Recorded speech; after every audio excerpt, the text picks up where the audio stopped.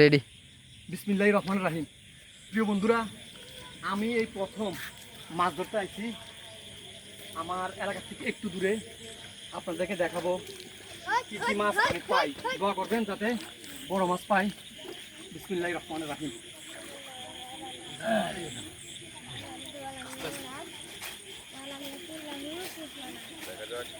আলুর ভেতিকে তুলতে হবে। এই শিং মাছ নালা বেতন কিনা এই জালে ছুটে গেছে। এটা তোমরা এই জায়গা থেকে এটা ধরো যে তোমরা জালটা ধরো।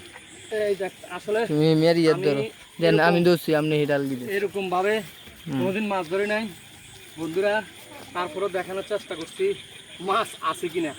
কিছু মাছ বেরিয়ে গেছে জালের ফাঁকি দিয়া, আর দেখি কিছু মাছ আছে কিনা আমার ভাগ্যে। এই মাছ কিছু আছে, মাছ কিছু আছে। এই যে বালতিটা রাখো তোমার হাতে, আমি দেখি দেখাবো।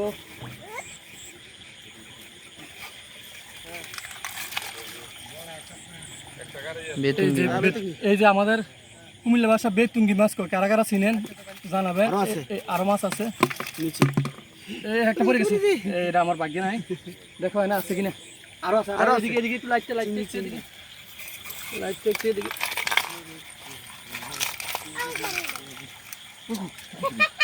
আরেকটা পড়ে গেছে, চিংড়ি আছে, চিংড়ি মাছ আছে। এই যে চিংড়ি মাছ কারা কারা পছন্দ করেন।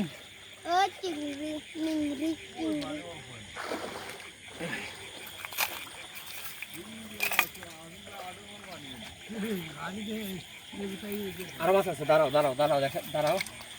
আজকে মাছ যদি এখান থেকে না ধরে নিচ্ছি তাহলে আমার এই কষ্টের সার্থক হবে না বন্ধুরা। আপনারা থাকেন, আমি দেখাচ্ছি।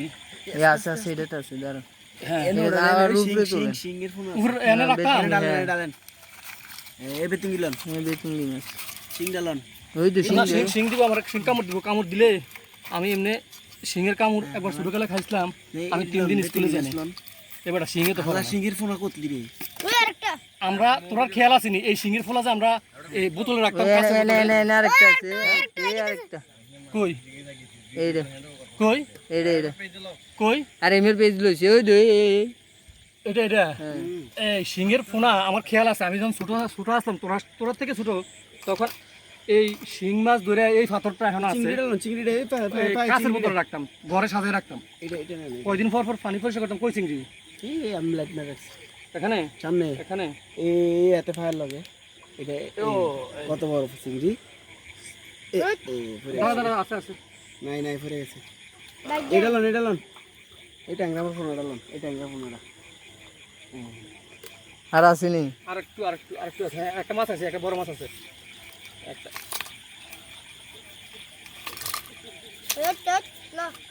আস্তে আস্তে এটা বড় আছে সিংহের ফোনা, সিং আছে, আরেকটা সিং আছে, সিংহের ফোনা। সিংটা উড়াও তোমরা উড়াও।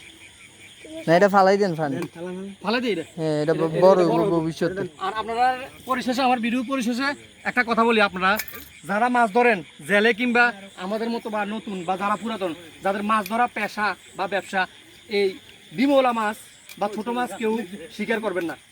যদি এগুলো আমরা প্রজননের আগে আমরা এগুলা ধরে খেয়ে ফেলি, তখন যেই ডিমগুলো আছে এই ডিমগুলো যদি না ছড়ায় নদীতে, সমুদ্রে বা এই পাথরে, তখন আমরা আর মাছ পাবো না। তো সবাই ভালো থাকবেন, সুস্থ থাকবেন। এট দ্য ফার্স্ট টাইম এমন একটা এক্সপিরিয়েন্স আপনাদের সাথে শেয়ার করছি। কেমন হয়েছে আমার এই ভিডিও সবাই কমেন্ট বক্সে জানাবেন। ভালো থাকবেন, সুস্থ থাকবেন। আল্লাহ হাফেজ।